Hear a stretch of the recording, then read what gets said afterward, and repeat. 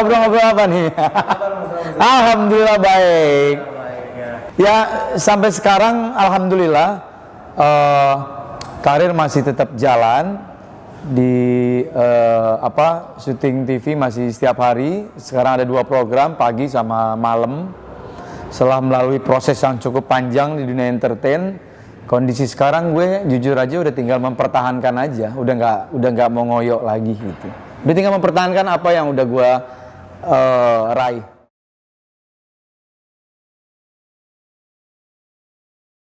Kalau dibilang level tertinggi, gue dari dulu tipe orang yang tidak mau pernah berada di puncak banget. Bahaya menurut gue. Semakin kita udah berada di puncak, kecenderungan untuk turun itu cepat. Ya santai-santai aja lah. Yang paling penting TV masih memberikan kepercayaan. Begitu juga teman-teman yang lain. Udah itu aja.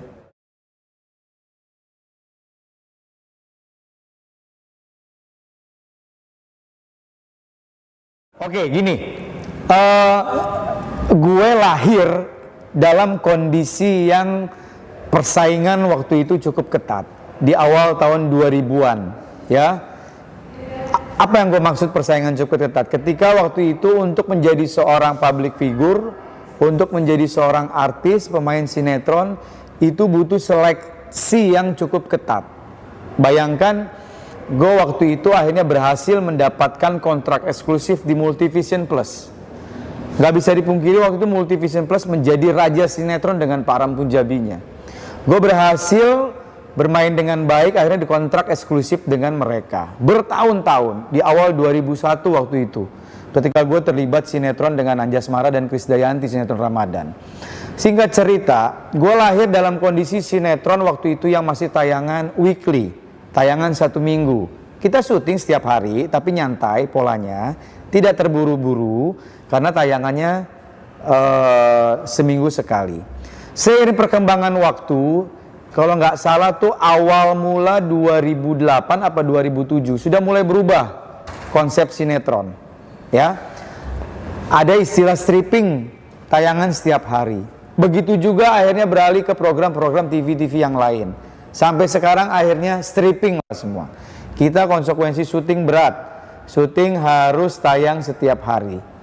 Kalau gue kan memang sekarang ini udah hampir 6 tahun lebih ini fokus di acara-acara TV. Live jam sekian, selesai jam sekian. Nah untuk teman-teman sinetron memang lebih berat lagi jujur. Karena mereka harus menyelesaikan cerita dengan durasi 1 jam sampai 2 jam. Menyelesaikan waktu itu syuting pagi, siang untuk tayang malam. Waktu itu gue pernah berada di kondisi itu. Gue syuting pagi buat tayang malam. Bahkan gue syuting itu abis maghrib, masih ada sisa 2 scene yang harus diambil gambar untuk tayangan nanti di sekitar jam 9, setengah 10. Kebayang nggak tuh kondisinya kayak apa? Jadi memang ya sekarang sudah industri. Jadi sekarang akhirnya mereka-mereka untuk menjadi artis ya lebih mudah karena tempatnya dibuka seluas-luasnya, tayangan setiap hari.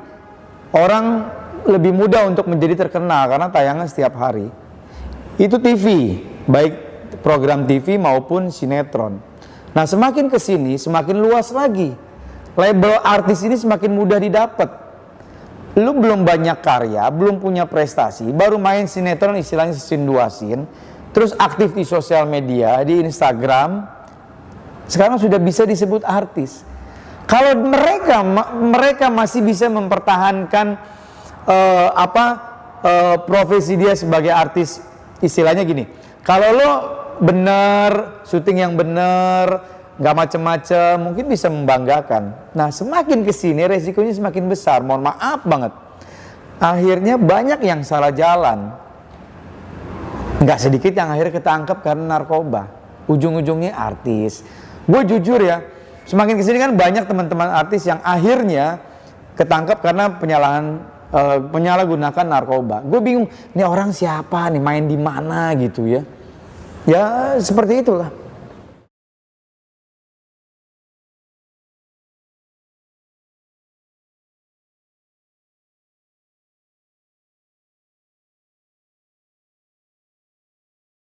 Nah jujur nggak sedikit nih teman-teman yang memang mereka akhirnya terciduk atau tertangkap oleh aparat kepolisian karena penyalahgunaan narkoba, tidak sedikit mereka mengatakan ini buat stamina syuting.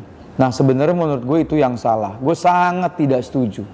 Jangan menjadikan narkoba atau barang haram ini sebagai komoditas vitamin dalam tanda kutip untuk membuat stamina terus nggak mudah lelah apa segala macam untuk rutinitas pekerjaan dia syuting. Itu yang menurut gue salah besar. Narkoba ya tetap narkoba. Kalau memang kita pengen hidup sehat, kita syuting lancar, kita berlomba-lomba membuat prestasi, ya harusnya tidak menggunakan narkoba itu, apalagi menjadikan alasan narkoba itu menjadi seperti kayak doping untuk bisa syuting, karena mereka masuk ke industri. Itu yang tadi gue jelasin, pola syutingnya itu memang sangat berat ya, syuting harus setiap hari gitu, apalagi mereka yang terlibat di sinetron gitu.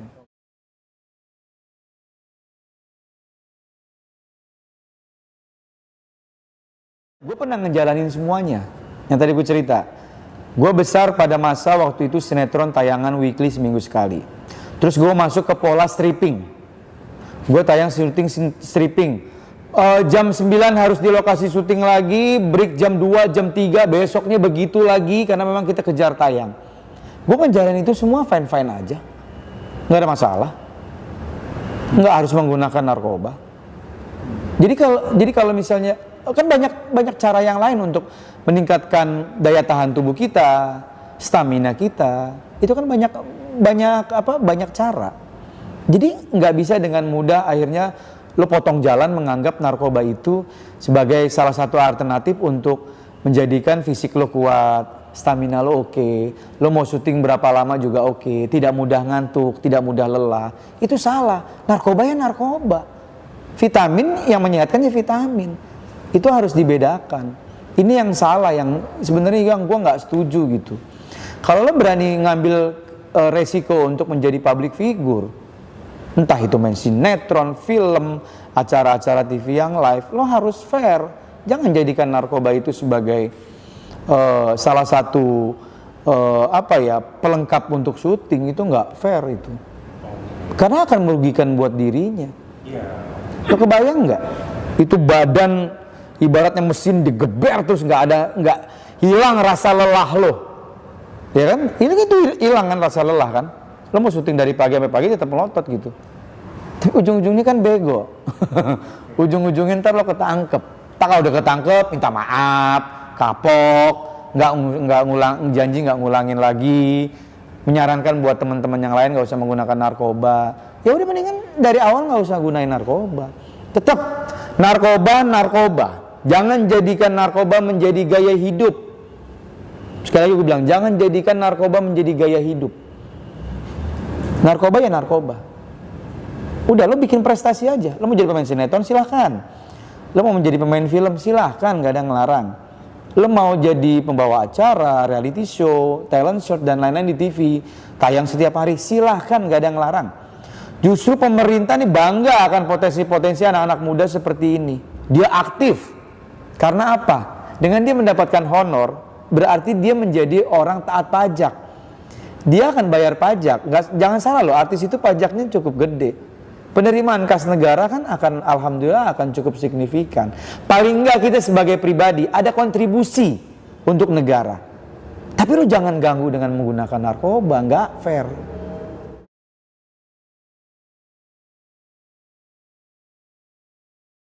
Ya nggak bisa. Sekarang gini deh, mungkin kalau ada yang nonton mereka masih menggunakan narkoba. Alah lo bawel lo Ji, so tau lo kan nggak ngerasain. Gue udah pada tahap butuh nih, ya kan? Pasti kan orang beranggapan seperti itu. Sudah menjadikan narkoba itu menjadikan kebutuhan. Ya nggak, ya kita nggak munafik juga lah ya. Kita nggak membuka mata juga. Bukan hanya public figure. Semua elemen masyarakat, semua profesi sudah akhirnya terlibat penyalahgunaan narkoba. Bukan institusinya yang salah, Tapi balik lagi ke mereka pribadi masing-masing, baik artis, pejabat negara, anggota dewan baik DPRD maupun DPR pusat, ya. Enggak menutup kemungkinan juga enggak sedikit pihak kepolisian, bisa jadi juga anggota BNN. Enggak, ini memang udah membahayakan sekali. Karena gue public figure, gue berhak berbicara seperti ini. Apalagi, alhamdulillah gue udah makan asam garam di dunia entertain, udah hampir 20 tahun lebih. Jadi nggak fair kalau menjadikan narkoba itu sebagai salah satu pelengkap untuk kalangan artis yang masih aktif. Gue lanjutin, mungkin tadi ada banyak yang bilang, lo so tau aja lo nggak ngerasain. Lah, pada saat lo mau menggunakan untuk pertama kalinya, lo kan punya akal sehat. Kita kan Allah ini menciptakan kita sama hewan, itu kan sama-sama ciptaan Allah. Hewan dikasih kaki, tangan, mulut untuk makan apa segala macam. Yang membedakan kita sama hewan itu otak. Allah juga menitipkan otak kepada hewan. Kita juga diberikan otak. Yang membedakan kita sama hewan itu akal. Kita diberikan akal nih oleh Allah sebagai manusia. Hewan tidak diberikan akal untuk seperti itu. Walaupun instingnya hewan ada, tapi kan kita ini diberikan kesempurnaan oleh Allah nih, oleh Maha Pencipta diberikan akal. Maksudnya apa sih? Ketika lo ingin menggunakan untuk pertama kalinya, akal lo harus bermain. Apalagi gue sangat sedih ketika teman-teman yang akhirnya ketangkap narkoba, notabene dia kepala rumah tangga. Dia kepala rumah tangga, dia punya anak. Image-nya keluarga baik-baik, keluarga harmonis. Enggak sedikit juga mereka yang ketangkep sebagai ibu, lo punya anak, lo punya suami. Ketika lo mau menggunakan pertama kali, kan lo tahu lo bukan orang bodoh. Narkoba itu kan memang, ya sekarang akhirnya mereka berbilang, lo kebanyakan ngomong aja lo sok tahu. Gue udah butuh nih. Akhirnya narkoba kan memang penyakitnya begitu. Lo pakai sekali, 2 kali, 3 kali, udah jadi habit. Susah deh ntar akhirnya ngilanginnya. Nah makanya gue mau bilang nih, untuk pertama kalinya lo mau pakai, lo harus mikir, kesian bini gue, kesian anak gue, aduh karir gue gimana, gitu kan? Taruhlah nggak ketangkap, istilahnya selamat terus, tapi paling kan orang sekitar tahu lo menggunakan narkoba, bagaimana dong? Makanya tadi gue bilang, yang membedakan kita sama hewan, Allah menitipkan akal sama kita. Gunakan akal itu. Terkesan naif, terkesan sombong apa mulut gue, tapi gue faktanya punya berpikiran seperti itu. Ayo dong, kita harus fair. Ini udah membahayakan. Narkoba itu sudah pada tahap membahayakan. BNN bekerja keras. Sekali lagi BNN, pihak kepolisian bekerja keras supaya anak-anak bangsa ini nggak terjerumus sama narkoba. Polisi dan BNN mempunyai tugas porsi masing-masing. BNN mempunyai tugas yang cukup berat untuk gimana caranya bandar-bandarnya ketangkep. Gimana caranya, ini kan sumbernya kan dari bandar. Ini ada yang jualan, kalau nggak ada yang jualan lo mau beli di mana? Lo mau makan mie instan, nggak ada yang jualan lo mau beli di mana? Nggak doain nasi lagi, nggak ada mie instan. Nah ini kan BNN punya tugas berat, gimana caranya bandar-bandar tertangkap. Gimana cara bandar-bandar jangan sampai memasarkan produk-produk narkobanya. Pihak kepolisian ya konsekuensi, ya tugasnya kalau ada yang ketangkap, kalau ada barang bukti, cek urin positif, ya mau nggak mau lo kena sanksi hukum gitu. Jadi balik lagi gue ke akal. Ketika lo mau menggunakan untuk pertama kalinya, manfaatkan akal lo yang Tuhan berikan untuk lo. Apa nih dampaknya? Kan nggak mungkin kita sebagai manusia menganggap, nggak tahu ternyata narkoba nggak boleh ya. Gue nggak tahu ternyata narkoba efeknya kayak gini ya. Kan nggak ada. Lo tanya anak umur 5 tahun sekarang juga udah tahu bahaya narkoba kayak apa. Sosialisasi udah di mana-mana. Jadi kita harus fair lah, nggak usah munafik lah. Kita udah sama-sama tahu, narkoba itu memang membahayakan. Buat diri lo, buat karir lo, buat keluarga lo. Gue nggak bisa dipungkirin keluarga besar gue ada yang satu, narkoba. Ujung-ujungnya mati.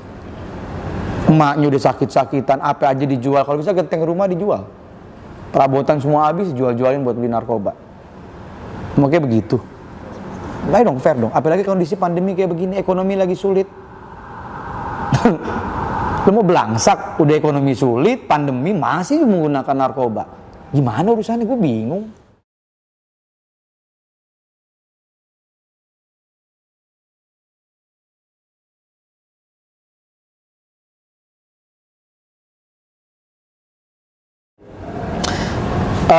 Gue berbicara lagi di kalangan public figure. Nggak sedikit teman-teman yang memang sudah tertangkap.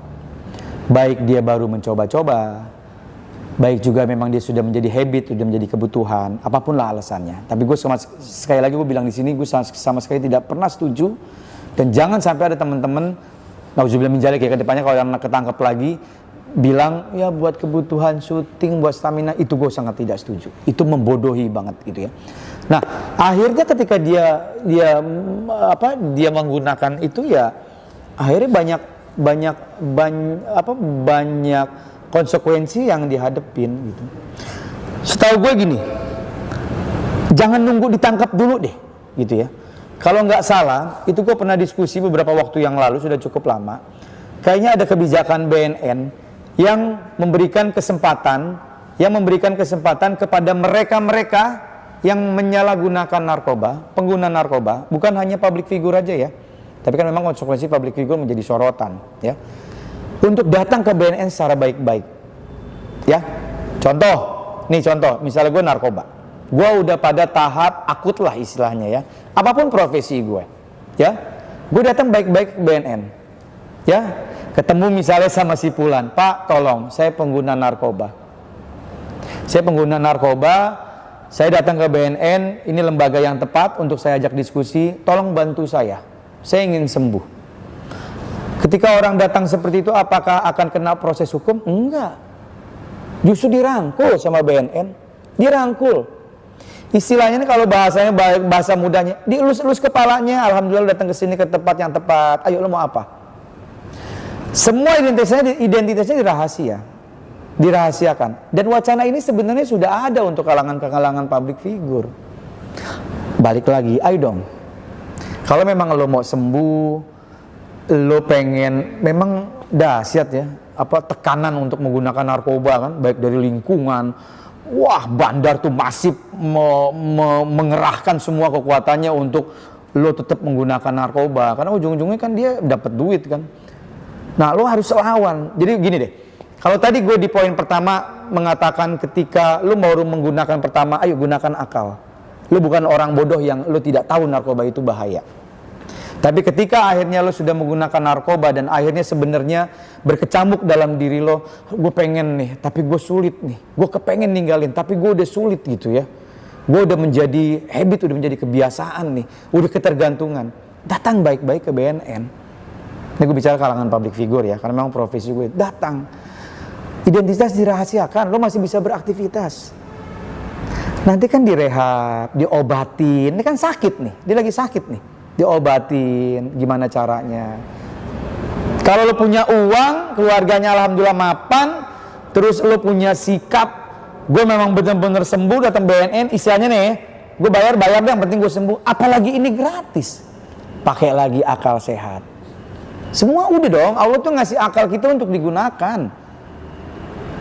Siapa yang nggak tahu narkoba itu membahayakan? Udah nggak ada. Anak umur 5 tahun sekarang udah tahu narkoba itu bahaya. Jerak gitu, gimana caranya ada efek jerak, takut gitu, wah takut gitu. Padahal kan itu sebenarnya harusnya tanpa ada efek jerak, kita harusnya udah sadar diri, udah paham ini memang bahaya gitu. Jadi semua BNN sudah mensosialisasikan masif dari pusat maupun ke daerah. Ya balik lagi sekarang tergantung diri kita. Poinnya yang tadi ya, Allah memberikan akal buat kita. Ketika lo baru menggunakan pertama, ini nggak bener nih, entar gue jadi belangsak hidup gue, mak bapak gue, aduh. Yang miris lagi udah mak bapak lo susah, nyari duit susah, tuh lo anak narkoba, bingung gue. Sebenarnya bukan karena faktor diri dia, memang lingkungan. Lingkungan itu cukup mempengaruhi. Lingkungan itu racun juga tuh, tapi tetap harus dari diri kita. Kalau diri kita menganggap lingkungan itu nggak benar, kita cabut, kita cari lingkungan yang baik, itu aja. Oke teman-teman, makasih saya udah kasih kesempatan untuk ngobrol-ngobrol, bagi pengalaman. Kenapa sih gue bisa berbicara seperti ini? Alhamdulillah, gue tidak ada track record mengenai narkoba, jadi gue bebas menyampaikan apa aja.